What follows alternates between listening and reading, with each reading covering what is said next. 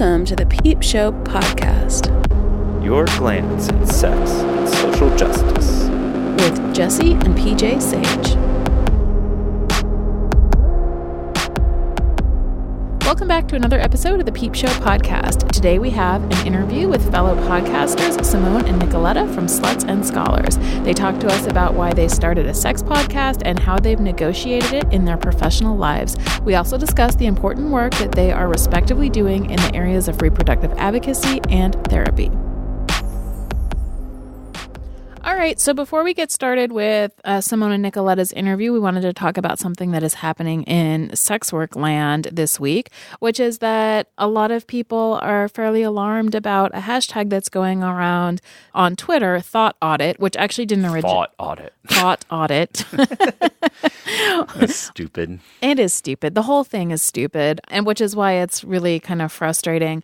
But what happened is that on Facebook, somebody who is actually known to be a rape apologist. Yeah, I mean, these are like scumbags, internet scumbags. Well, I wasn't going to tell us how you really feel, Jesse.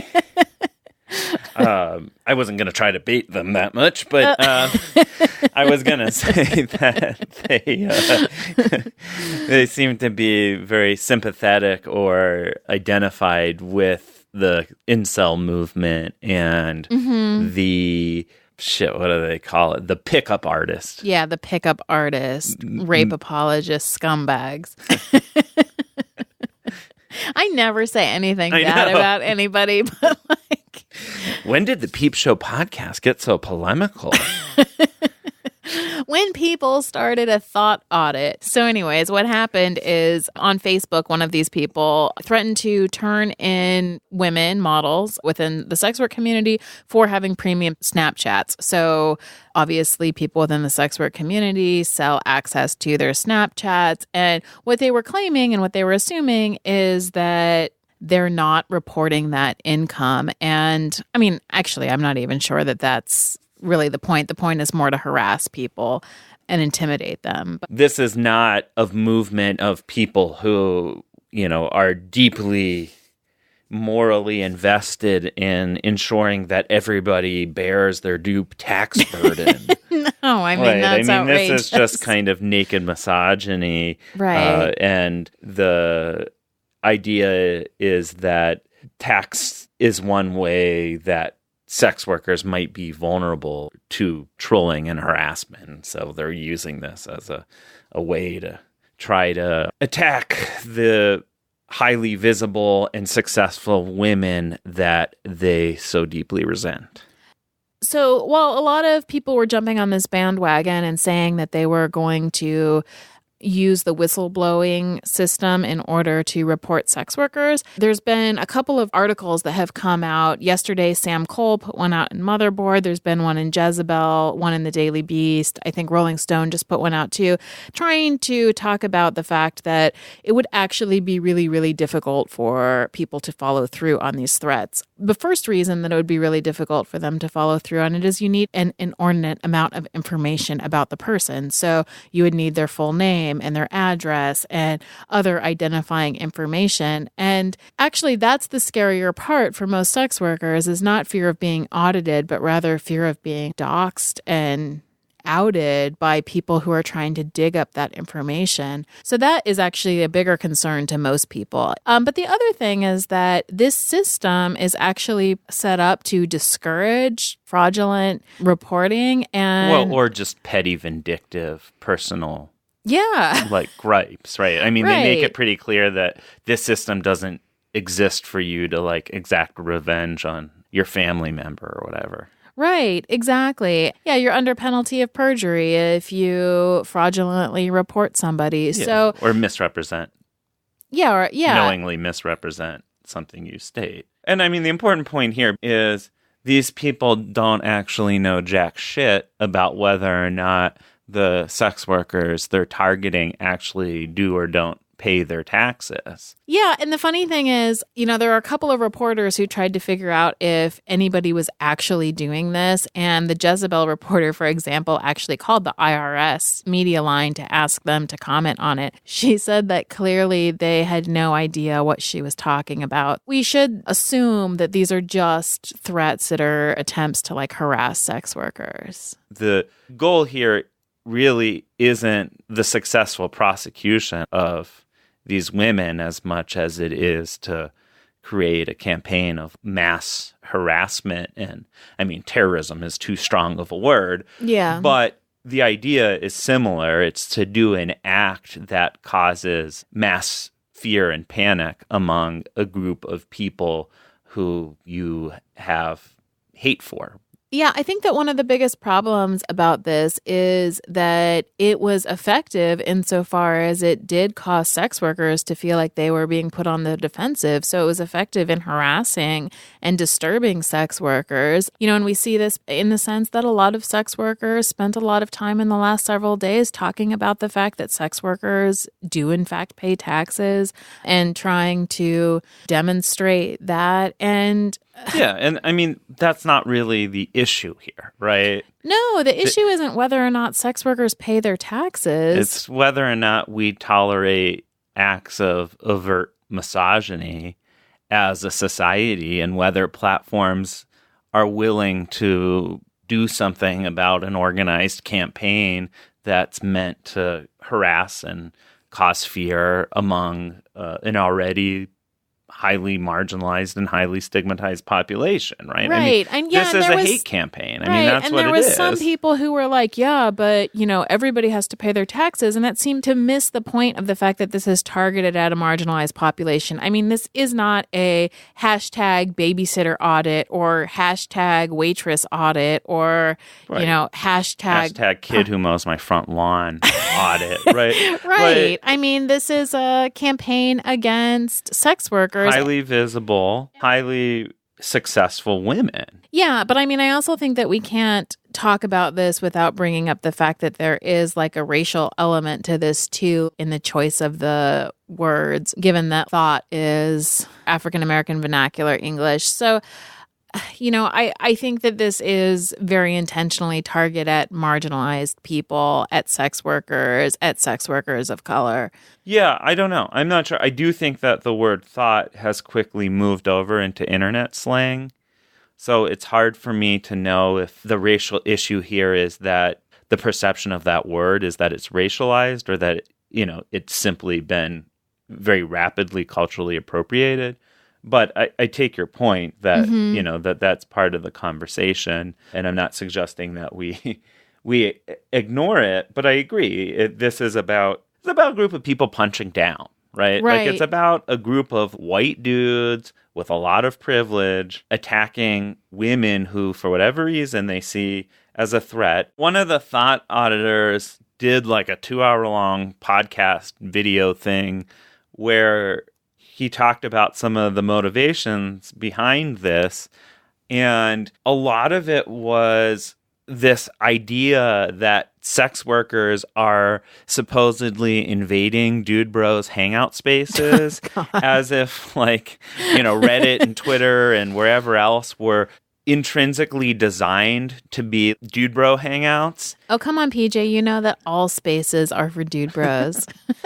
Right, and white dude bros, right? And if people of color, or if women, or if trans people, or if anybody else, right, enters into these spaces, then it's an invasion, right? It's not for them. But the idea that, women are working in these spaces, or just have profiles exist in these spaces.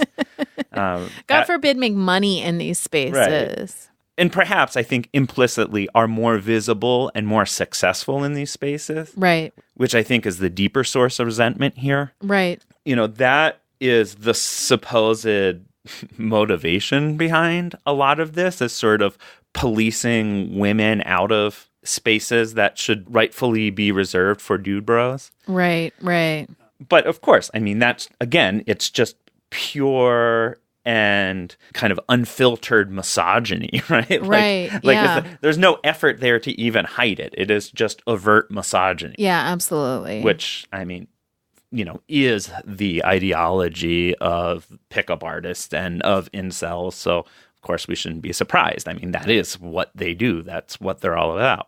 But I also think it's important to recognize, and if it wasn't already obvious, it should be now. Sex workers are on the front lines of a lot of these social justice issues. Right. And in this case, sex workers right now are bearing the brunt of this fight against really overt, really terrible misogyny on the internet. And it's been said many times that sex workers are the canary in the coal mine. Mm-hmm. I hope this is a call to action to the rest of society to stand up and stand behind sex workers. Yeah. Who are being targeted by these awful scumbags, people with really terrible politics. Yeah. Because if this is tolerated, and if we allow internet platforms to tolerate this, you can believe that they're going to start targeting other women and other minorities.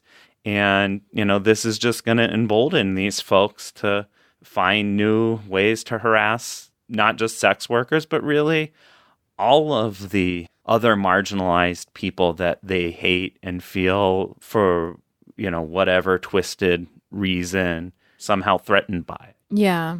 But before we close out the news segment, I do want to bring up a class issue here.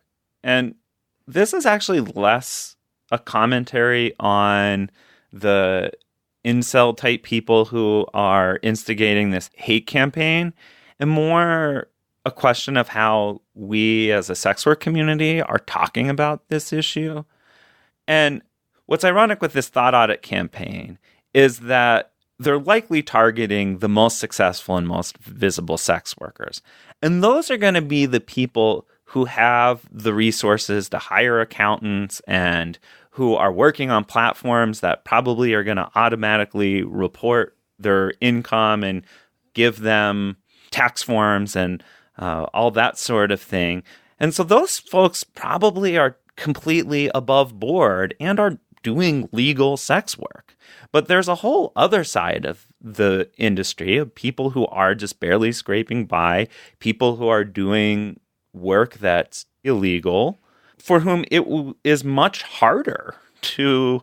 there's not even necessarily avenues to report that income. Avenues that don't incriminate you or cause a lot of suspicion. Yeah, for not just you, but potentially your family, right? Right. And your clients.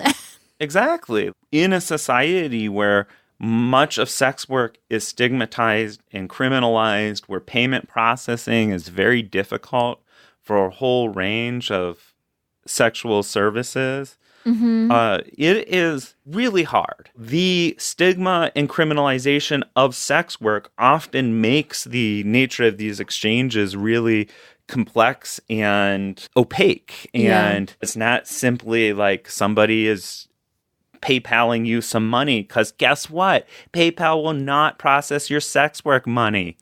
They will kick you off the platform. They will permanently refuse to service anyone who lives at your address. Yeah, and I think this is something that people don't seem to understand when they make these claims. The system, whether it's the government or banking system, just doesn't make it easy for sex workers to process payments or report income.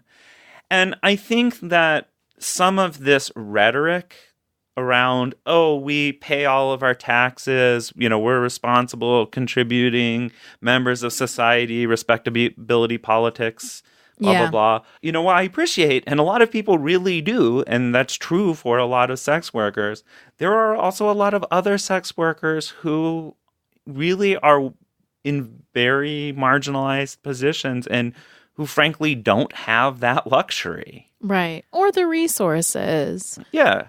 Yeah, I think that the problem that you're pointing to is when a whole bunch of sex workers get on the defensive and start talking about the fact that they, of course, pay taxes. It pits those sex workers against the sex workers who either can't pay taxes or who are pushed into really marginalized positions or who don't have the resources to hire creative CPAs.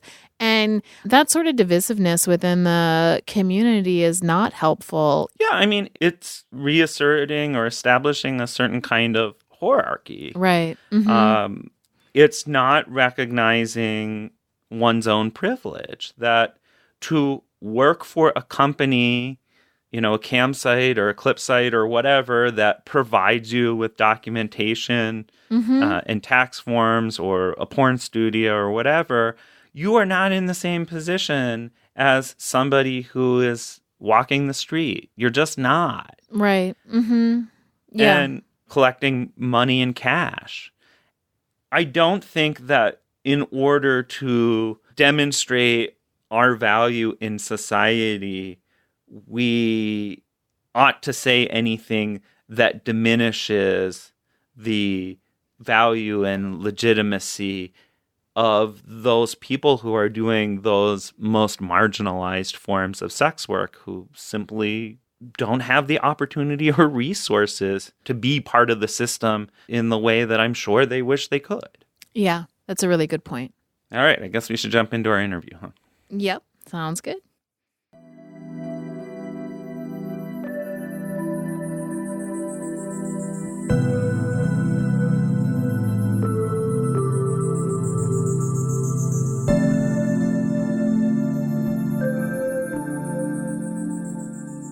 We are here today with the Sluts and Scholars podcasters. Nicoletta has contributed to columns, podcasts, and blogs about sex, relationship, and mental health. She is a licensed marriage and family therapist working in private practice in Los Angeles. She has a BA in psychology from Stanford, an MA in clinical psychology from Pepperdine, and an MA in human sexuality from Waldner University. Simone is a law student at NYU and hopes to pursue a career doing reproductive rights impact legislation. She's also an abortion doula and has a BA in linguistics from Georgetown. And yes, she's a very cunning linguist. It's very cute. They host the Sluts and Scholars podcast, where they interview people about sex, dating, current affairs, politics, and more. Thanks so much for coming on. We're excited to talk to other sex podcasters. Yeah, for sure. Yes, us too. This is like the first time we've been interviewed as a duo, I think. Oh, cool. On a podcast. Yeah, usually it's just one or the other of us. Yeah, this is actually super duper exciting. We thought it would be fun to have you both on, and then we could all kind of talk about podcasting. Love it. I want to hear a little bit about why you guys got together and started a podcast. So we have what we call a queer feminist bachelor viewing group, where my gosh, really? Sit and drink wine and with our lady friends and watch The Bachelor, which sadly doesn't happen as much now because Simone is out of state. Tears. Yeah. But while we were doing that, I kind of shared with the group that I really wanted to start a podcast or do a radio show. And so we started, thinking of some names and stuff. And then I went to a spa day with Nina Hartley. And as Nicoletta does. Who doesn't want to see Nina naked? She's fabulous and smart and amazing. Yeah, and how sexy. does one get signed up for a spa day with Nina Hartley? Oh, come out I need to to be LA. on that listserv. She's awesome. I'm sure she would love to be on your podcast. But we were at a spa day and she was just talking about how she isn't able to do a lot of the things she wanted to do in terms of education because of her involvement in sex work and in porn. And so I was like, it really sucks that we can't be like sluts and scholars at the same time. And I was like, fuck yeah, that is the name of this podcast. And then Simone so lovingly offered to do like a practice episode with me. Mm-hmm. Like as her first guest. Yeah, as my first guest. Oh, how interesting. And it like went so well. Obviously, we love each other already and we're friends and we just like vibed off of each other and thought that it was a great match. So we decided to do it together. I don't know if that's how you interpret it from your side, Simone, but that was how we got started from my view. Yeah, no, I was like your first guest and then we just vibed hardcore. That's basically it. I really enjoyed doing it and I kind of got swept along in it. I'm convinced Nicoletta's going to be the next Dr. Ruth and it's kind of fun to be her tag-along friend. You're so much more than a tag-along friend, but I appreciate that. Nicoletta Nicoletta is like the sex therapist and has all the knowledge, and I just have like the carnal knowledge, I think. So those are my qualifications. Well, those are really important qualifications, I think. Not that Nicoletta doesn't have the carnal knowledge as well. She's a slut too. Also, you have like a lot of the great scholarly like facts and knowledge. I think Simone is like a trivia goddess. Oh, really? Yeah, she's won a lot of trivia events. She's won an event called the Slurring Bee, which is like a spelling bee at a bar. Oh my gosh. I've actually won it twice. Wow. Oh, I'm sorry, twice. But it was really like fortuitous how we met. You should tell them how we met. I was going to share that. So Nicoletta and I are both members of this group of women in LA, because I used to live in LA before I started at NYU this year. Mm-hmm. And it's about 18,000 women. And somebody posted about this Charles Manson pop-up art exhibit. And I was like, oh, this looks really cool. Who wants to carpool from the valley? And Nicoletta was like, I do. And that's how we met. Like, we met on Facebook. Wow, that's wild. Going to a creepy Charles Manson art exhibit? Yeah, we ended up not even being able to carpool together because I fucked up and wasn't even coming from the valley that day. But we still like met up and had a drink and just synced up hardcore and had so many interests. And then I got invited to the Queer Feminist Bachelor watching group. And like my life was closer to complete than it had ever been. Yeah, that's how you know you've made it in LA. So I don't know anything about The Bachelor. I've never watched it, but can you tell me, for somebody who's never watched it, what is a queer feminist reading of The Bachelor? So I think that we maybe use the epithet queer feminist to like justify our consumption of like hyper mainstream media. Like we like to think we're performing feminist deconstructions as we watch consensual one-way polyamory play out on ABC. Mm-hmm. But in reality, we're victims to reality TV. Yes. I like it. Yeah, I think that I did something like that back in the day with Friends. But oh, yes. Another guilty pleasure that's Right. like super heteronormative and white. You know? and like very embarrassing to admit that you at one point watched. So yeah, I feel you. I also caught you watching Sex in the City at midnight like a week ago. Oh. Ooh. Okay, I was. But I have a sex column. I wanted to, look at it now that I have my own column. You I wanted thought to it might imagine be yourself interesting. on a bus. I was doing research for my job. Of course. Yeah, like what not to do beyond Carrie Bradshaw. Right. I think we also kind of turned it into like a women's collective, not in an intense way, but we would check in with each other about our weeks and do like a go around the circle with how everyone was doing and like support each Rosebud other. Thorn. Yeah, an exercise called Rosebud Thorn, which is like so therapy. What is that? Rose is something you're excited about. Bud is something you're looking forward to. And thorn is something that's like sucking in your life. So we would go around and like support each other in that. And it's just so valuable to have a group of, women who are often busy and successful in their own lives, just be able to come and connect and support each other. Yeah. So how long have you guys been doing the podcast now? Fuck. Over a year and a half. Wow, I would have thought it was longer. I don't know why. Well, we release an episode every week, and I know we've at least hit episode 69 because I remember thinking that was funny. At least I think so, or maybe I just thought when we did hit 69. Yeah. No, I think we're like 80 something. I mean, luckily we've had a really great run and we've been able to have some wonderful guests early on and, some great listeners. So we're excited to see where it'll go. Yeah. That's awesome. What have been some of your really great experiences with the podcast? Nicoletta, you go first. Okay. Best experiences. I mean, obviously it's been helpful to my career and just learning and meeting folks. But I would say the most exciting thing about it is getting to be able to do a show with like one of my best friends and connecting with each other, especially now that she doesn't live in California. We're able to have this time together to talk and learn about these things together. But I really think it's also been the response that we've gotten from our listeners. People, I think, just feel comfortable talking to us because of the topics that we cover. Mm-hmm. So people send us like long emails of their entire like sexual lives and sexual history, asking us like I'm sure maybe you guys have experienced similar things, and other people who have sex podcasts get similar emails but just, about how it changed their life and it changed their view on sex and asking us questions and trusting our feedback and trusting our resources. Like, it's both like awe-inspiring and kind of pressure-filled, but also so exciting and amazing. What about you, Simone? You're going to make me cry, Nicoletta. Oh. As if I haven't already cried enough because finals are in a month. Yeah, it's nice to be able to connect to Nicoletta regularly, which I love. I never really expected to have a podcast. Like I said, I was kind of just swept up in this because I really enjoyed doing it. So I think some of the perks have been getting to, I really love like unabashed conversations and really, it's not that I lack in tact necessarily, but there's questions that I want to ask people and things that I wonder about whenever I meet someone.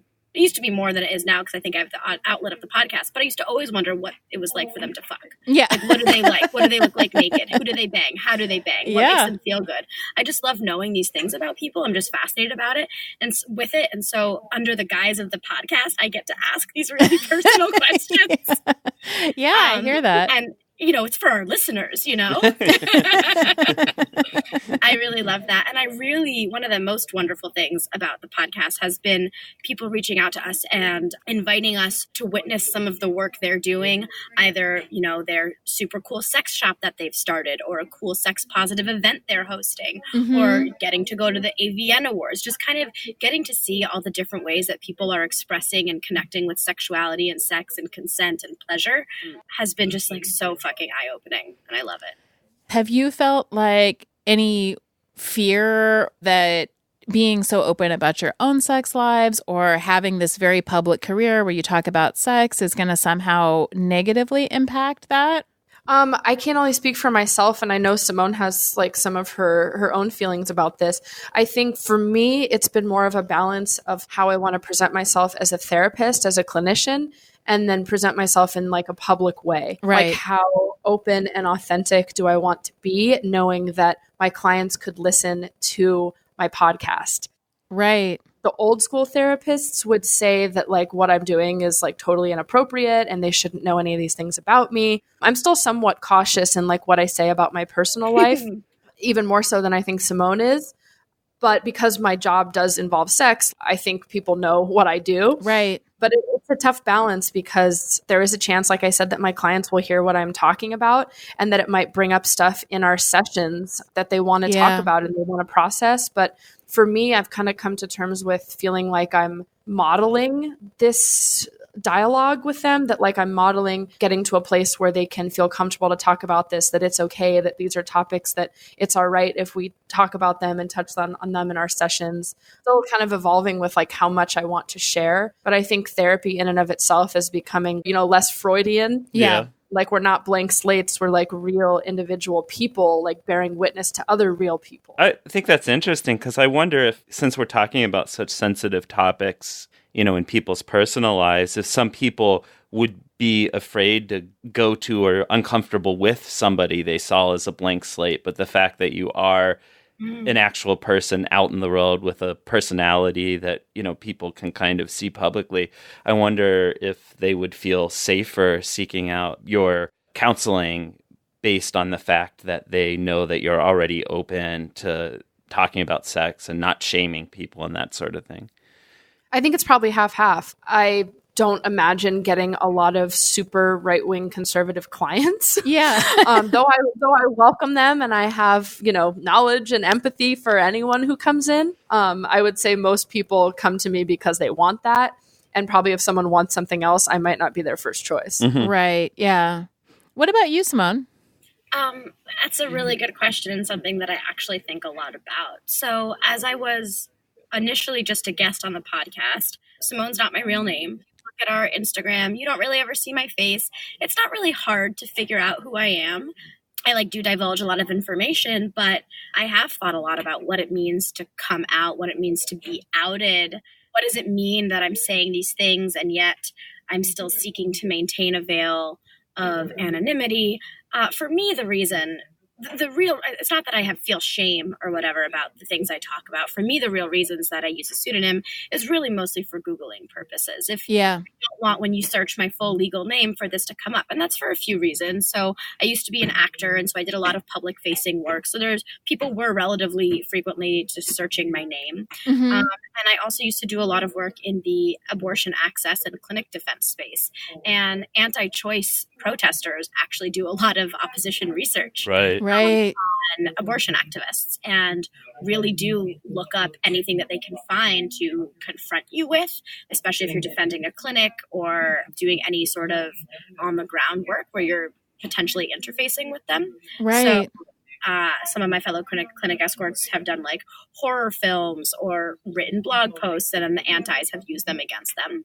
So that was something that I wanted to be wary of as well. And then lastly, I was applying to law school when we started the podcast, and I can't even tell you the number of times in orientation alone that I was told that I was entering a very conservative profession. Yeah. Oh, wow. Yeah. I would just be really sad if something that I'm so proud of and I think is so important, like the podcast Sluts and Scholars, could also potentially be the thing that jeopardizes my ability to do the legal work that I hope to achieve. Yeah. Yeah, that's all really complicated. Which is tough because it's like the whole point of our title and the podcast. We're challenging this, we're like challenging, why can't we be sluts and scholars? Why can't we be sluts and lawyers? Why can't we be sluts and therapists? Right. And like, why should it matter? But also knowing that maybe our personal views or our listeners' views on this don't reflect the mainstream society. And there are still these real fears that we have to be up against. Right. Yeah, right. Like you have to live in society even as you work to change it. I guess we have to. I mean, some people, totally opt out, but it's pretty hard to do. No, I feel you because we teach and it's hard to like totally pull those apart. And the work that we do on the podcast is so integral to our teaching. So our students are aware of our podcasts and the fact that we have different last names on the podcast than we do in the classroom. Which we also use for porn. Yeah. So it's complicated, but it's not like a secret, but there are ways in which you have to try to like negotiate and navigate those things. And they're really complicated. So what do you teach? We teach in a gender, sexuality, and women's studies department. Oh, so college students. Yeah. Cool. And basically the best thing we could be teaching and also have this podcast. Right. Yeah. Totally. Yeah. I mean, because we teach sexuality studies and we do it as people who worked in the sex industry. And that's like what we bring to our department. And people know that. But even then, it's still like complicated to negotiate those things. Have you had clients who have like seen your porn and like said something to you? Students? Yeah. Sorry, students. Yeah. Yeah. No, they haven't said I was anything. thinking for myself. Freudian slip. I was like, my clients are supposed to see my porn. Yeah, exactly. I was like, those worlds aren't making any sense. I mean, PJ gives a speech the first day of class that's much stronger than mine because he's a male in a gender studies class. So he's very, very strict. Like, this exists. You don't have my consent to look at it. Oh. What I say to my classes is I've worked in the sex industry. I have a podcast that's about the sex industry. I'm a writer. You can find a lot of my writing about this. It is not a scandal. So if you find out about it, I just told you. Like, I just try to kind of demystify it from the beginning so that there's not any big surprises. So I don't know. No, it's never been like a negative thing, but we kind of step out in front of it before that happens. That's awesome. You should come talk on our podcast about it too. Oh, yeah. We'd be happy to do that. I think it's so awesome that there's a university that hires you as professors to teach this, because I do think that people who have been within the sex industry and like sex workers are probably some of the best suited to teach people about this stuff. So yay to whatever university you're at. Yeah, I I'm appreciate very that. thankful. I think we were both really surprised. I think we're in a very, very lucky place and in a very progressive little department that had a progressive chair, and we just sort of really lucked out. But I think it's tough. I think a lot of universities aren't comfortable with people who have a history in the sex industry. And so I mean, you know, there are these little pockets, and I really appreciate the work that people do to make space for sex workers within the academy, but there's not a lot of space. But Sluts and Scholars we're all about. I mean, this is why I started to listen to your podcast. I was like, I need to listen to a podcast that's about sluts and scholars. Yes, thank you. No, I mean, I'm currently looking for, you know, additional, now that I'm licensed, additional jobs like that. And that's been a fear or a worry of mine, is when they say like background testing, I'm like, oh, of course there's background checks and background tests and all that. But I've had experiences before where people have said like, oh yeah, they're only looking to see if you're like a convicted sex offender or have been arrested. And like neither of those are true. And so then they do a background check, and I've been like denied from certain things because I've liked somebody's porn video or something on Twitter. Yeah. Yeah, on a tweet, not even like on Pornhub. Right. Wow. Wow, that's pretty intense. Yeah. I was actually talking to one of the women in my phone sex collective about that last night, because she was saying that she'll have clients sometimes who want to follow her on Twitter. I mean, all of us who have Twitter accounts like this, you know, will have this problem, and then they'll freak out because they'll get really scared that they're going to accidentally like something when they're on their work computer, or that there's a lot of fear about even just interacting with people, not even being in the sex industry, but interacting with people in the sex industry.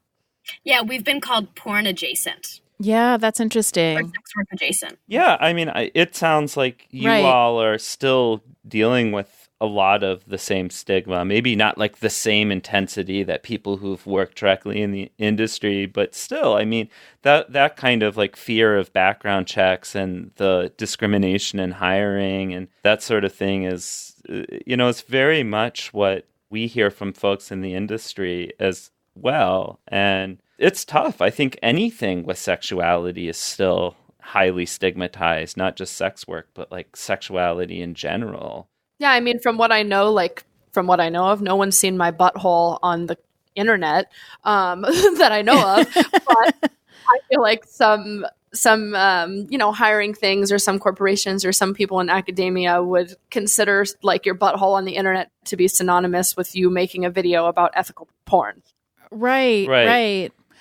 And I mean, I kind of feel like that's becoming more and more intense as like people are, I mean, I'm just thinking about like Erica Lust's project where she just had sex workers talk on a YouTube channel and had that all shut down. I think you're right. I think that there is starting to be an overlap of just talking about sex or talking about, you know, the sex industry or porn or ethical porn. In the wake of FOSTA SESTA, and then in addition to that, you know, just the growing crackdown on the part of payment processors, I think that all of the websites are becoming more conservative, whether it's, you know, Instagram or YouTube or Twitter or Patreon. I mean, they're all becoming more and more risk averse in terms of anything to do with sexuality. Would you say they're more conservative, or would you say that they're more conservative when it comes to educators and sex workers?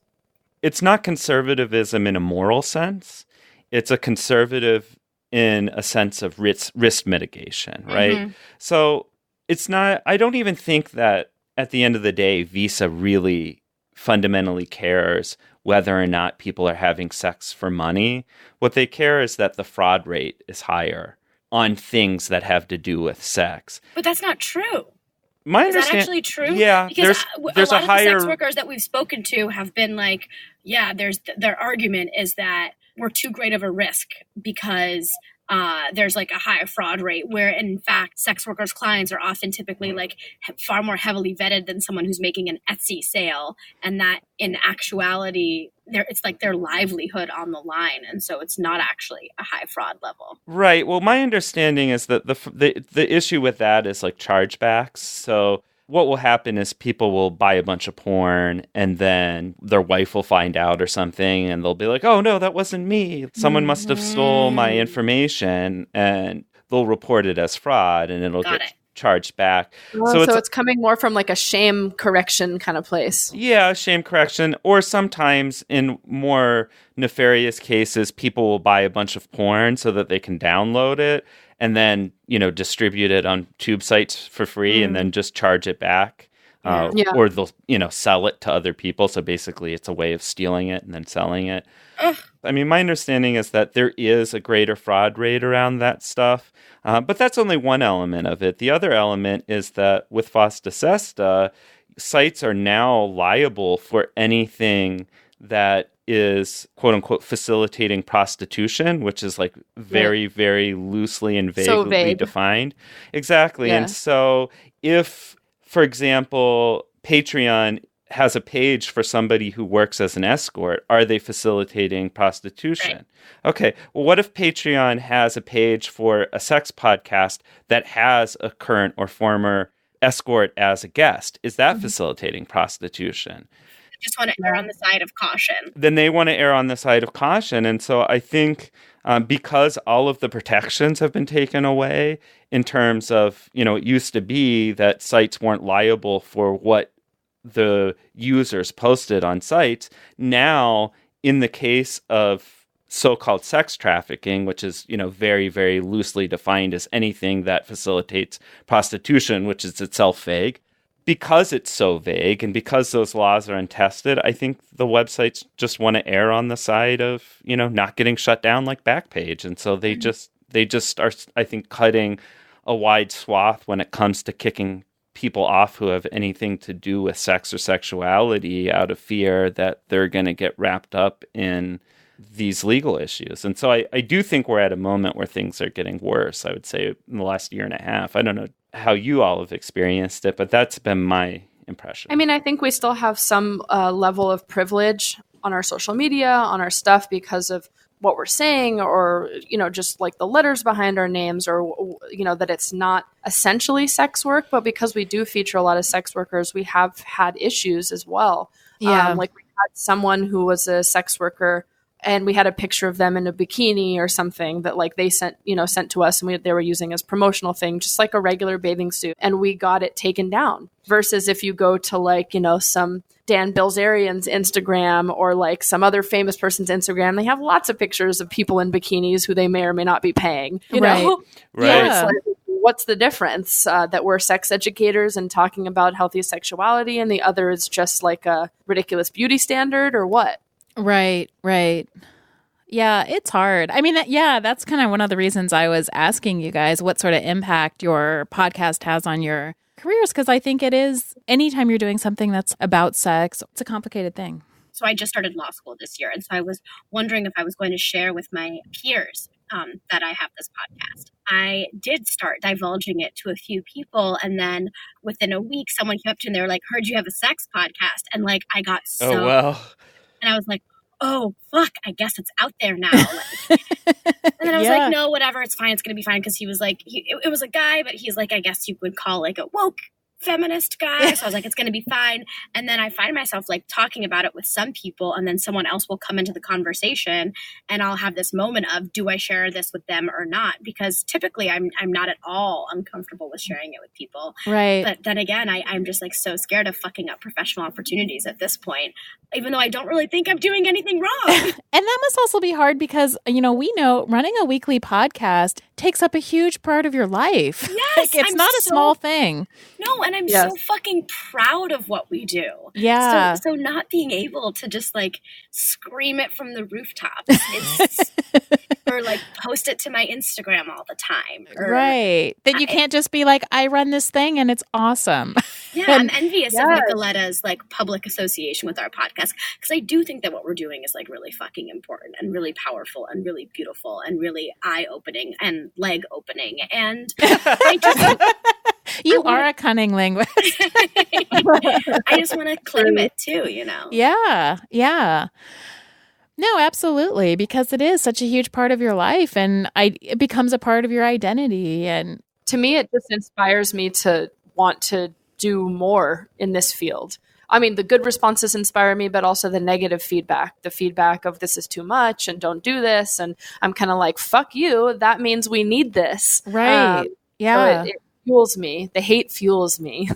Do you guys get much of that? Do you get hate responses from people? I don't think directly. I mean, we've had, some feedback of what people want to see different on the podcast and things like that. I would say in general, not so much. Sometimes we get like the troll on Instagram who's like just posting hateful things in response to like something, like we had a caricature of like period panties or something that were drawn out, and like someone said something rude about that. And, you know, just a couple other times where just trolls have certain things to say. Not a whole lot. And we have some pretty like fierce activists. I can't really remember. I know we've gotten some hateful stuff. And I remember Nicoletta and I being like, oh, we're doing something right. Right. So I remember like that feeling of connection with Nicoletta and like the high five, like, haha, we got haters. But I don't even remember what they say. Yeah, that's good. You got to let it just bounce off you. I've had quite a few for my research focus, which is I work a lot with people who are non-offending pedophiles. Minor attracted persons. Yeah. So I've done, you know, talks and presentations. We actually have an episode, spoiler alert, coming up in a couple weeks with some folks. I've had hate from that, you know, people saying like, burn in hell, you should just die, you stupid bitch, I hope you kill yourself. Jeez. You're promoting all these terrible things, and it fuels me, to be honest. Right. Well, yeah, it makes you realize how important it is, the work that you're doing, because people didn't care about it. You wouldn't get that. Right. We can relate. I mean, that's usually the hardest thing we cover every semester is talking about like histories of intergenerational love and the emergence of the modern stigma against pedophilia, putting it in a historical context, you know, going all the way back to ancient Greece. If you even go back to the 70s, people, especially in queer communities, thought about intergenerational relationships a lot differently than they are framed in culture today. And that's just, it is really, really hard to get through those readings with students. A lot of context, yeah. And I mean, of course, there are lots of power issues. There are lots of reasons why those kinds of relationships can be abusive and problematic or are. But that's one thing in particular that it seems like it's difficult to even utter in our society, let alone say that you're like actually working with that population. Yeah, I talked in a grad school a couple weeks ago. They brought me in because they wanted to talk about what they called minority sexualities. So I talked about like BDSM and kink and like non-monogamy and a couple other things. And then I ended with the paraphilias. And so as I was talking about people... The paraphilias? Paraphilias. I don't know what that is. Please tell me. It's like a section in the Diagnostic Statistic Manual for therapists, but that would include like different kinds of things like voyeurism, exhibition,ism, pedophilia, and things like that. So we were talking about that. I was about to say all the good stuff. Good thing you held your tongue, right? For the record, I did not say it. Well, so talking just a lot about the separation between sex offenders and people who have an orientation or an attraction or a desire towards minors, and how can we, use preventative support and care for this population who might be looking for it and not turn them away. And we had someone in the classroom in the audience who was a retired police person. Mm-hmm. And so they had experienced a lot of, going in on a lot of like sex offender cases. And so they were upset that this was even considered anything that we would even voice or talk about. And that was just really hard for them to hear or wrap their head around, which I totally understand. Mm-hmm. But, figuring out how to have those conversations about sensitive topics is another thing I love about doing this podcast. Right. Yeah, it's really hard work. It's important. And I'm not really sure that I understand what people's alternatives are to that. Do they want us to just warehouse anybody who ever expresses those desires, even if they're they never act on them, conscious about not acting to them? Do they want us to just commit violence against those people? Like, what is the solution there? I mean, I guess that is the only other solution I've heard. Lock them up, kill them. They don't deserve to live. Things like that. Wow. Yeah, but as someone who has half a semester of law school under her belt, I have to say that we do not, within our legal system, punish people for mere thoughts. There must be an act, and therefore these people should not be punished. Right. So, it's a standard case. Regina versus something. Bird law. So, Simone, has it been hard for you to adjust to being in law school and then also running the podcast? Yeah. I don't know how much you know about the first year of law school. It's notoriously time consuming. That's what I've heard.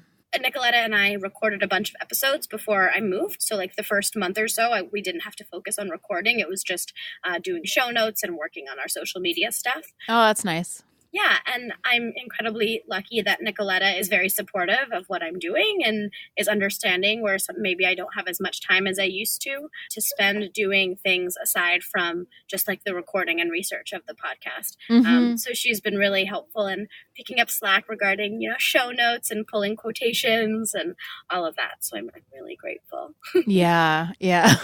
But other than that, it's been really great. It's cool to be in New York because we've had a lot of guests from New York.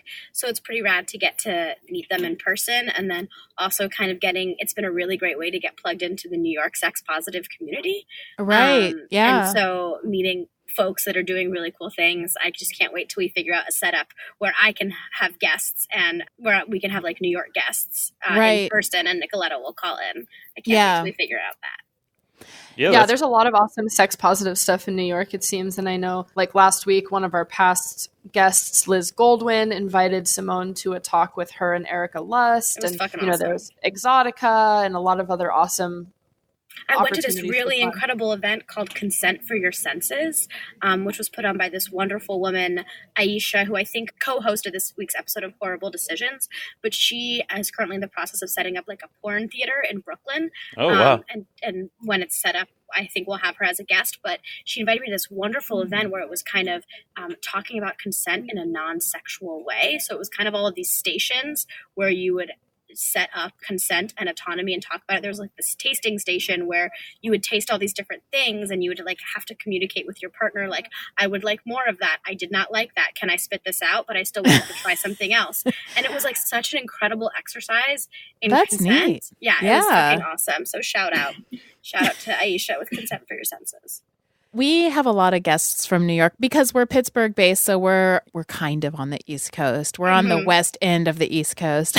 Yeah, I mean, we're also fairly connected to that, and there's so much going on there. We've gone up to New York probably 3 or 4 times for podcast-related things. So, oh, cool. Yeah, just to cover events there, and there is a lot going on. I would love to hear about how you got into being an abortion doula. Oh, so I moved to LA to be an actor after college, and within like a few months of being there, I was like, oh my God, I'm only thinking about myself right now. I need to do some volunteer work. And in college, I had trained to be a clinic escort, but had never done it because I was a college student and had parties to go to, and you had to be there early on Saturday morning. So I was a little shit and never did anything. And then I started clinic escorting in LA, and I became really involved in that group and served on the board and was a coordinator. And then through that group, I got plugged into a network of practical support volunteers. So people who drive people to and from their abortion procedures who have no other way to get there. Yeah. Especially if you're having a second trimester abortion and you have to go under anesthesia, you're legally required to have someone come pick you up. But a lot of people have nobody they can tell. Yeah. So I'm that person that would go check them out. And so I was kind of doing all of this work surrounding clinics and picking people up and escorting patients in, that I realized I wanted to be in there. So in July of 2017, I did a training with the LA Doula Project to become an abortion doula. So I'm not just an abortion doula, I'm technically a full spectrum doula, which is the full spectrum of birth outcomes except for live birth. So I do abortion, miscarriage, and stillbirth. Yeah. And then like a month after that, I started a rotation at UCLA OBGYN and support people for their in-office DNCs and also sometimes go to people's homes for their medication abortions. And I don't know. I really love it. I really, really, really love it. I think that's so important. I've had 2 miscarriages. One was a medical misoproxil one at home, and one was a DNC because I couldn't do another one at home by myself after the first one. And at the time, I remember thinking, because I was working as a birth doula at the time that I was going through all of that. And in Pittsburgh, we just don't have full spectrum doulas because there isn't like the training apparatus here. But I remember thinking how much easier that would have been to have somebody come and tell you, like, you're actually going to go in labor. Yeah. It's going to be a really difficult experience. And you remember how shitty that doctor was after we had to come in after you took the misoprostol and like, after a horrible day and we went into the emergency room or Yeah, and I was talking to the doctor about what was going on, and he was like, well, this happens with medical abortions, and just kind of rolled his eyes at me like, you deserve this. Wait, like you're cramping? Yeah, I went in because... yelling at you because you were concerned about your clamping and blood loss? Yeah, Wow. And he like shamed me and said that's what I basically, he was like, that's what you get for having a medical abortion. Well, I say shame on you, fucking doctor, for not educating people about what happens when they're having a totally normal medical procedure. And also, like, I don't know if he knew you were having a miscarriage or not. His behavior shouldn't have depended on whether or not it was a miscarriage or absolutely. a therapeutic abortion. I was thinking the same exact thing. I was like, it's none of your fucking business. But if this was, that's totally inappropriate. Yeah, I just want to thank you for sharing your experience of miscarriage, because I think it's really, a lot of people don't talk about miscarriage, and it's actually extremely common.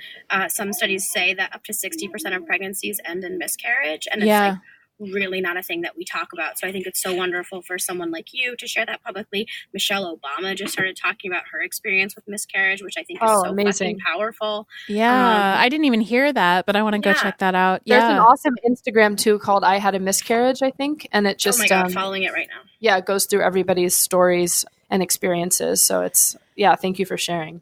Because we feel this profound shame surrounding it, like we did something wrong, when in reality, it's probably your body knowing, not this one, and that's it. Yeah, that's like a normal, healthy thing to have happen.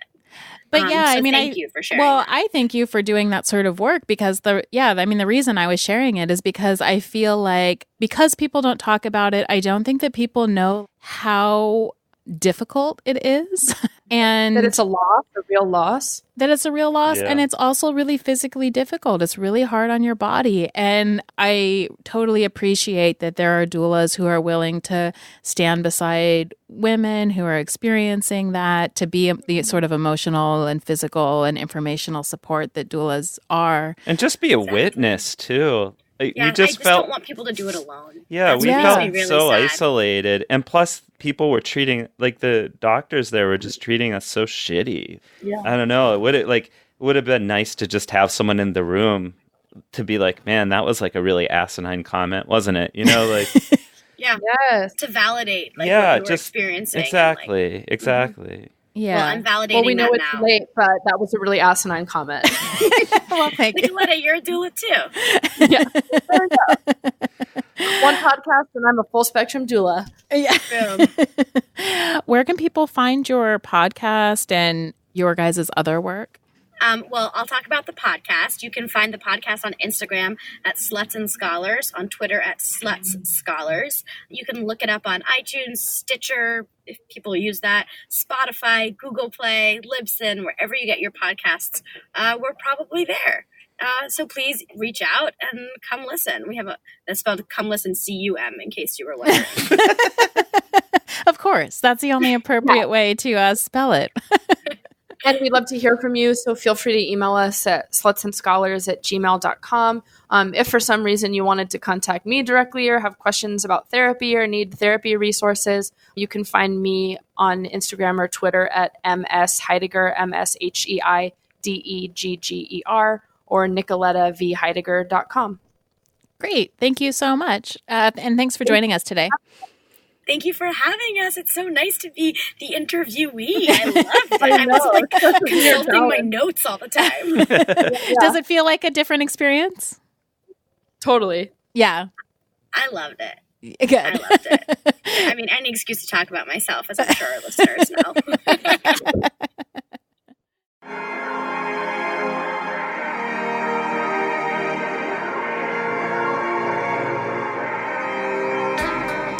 Thank you for joining us for yet another episode of the Peep Show podcast. I'm PJ Sage, and you can find me on Twitter at PeachSage. And I'm Jessie Sage, and you can find me on Twitter at sapiotextual or at jessiesage.com. We would like to remind you that we have a Patreon account and would appreciate your support. Please visit patreon.com/peepshowpodcast. Our music is courtesy of Joe Kennedy.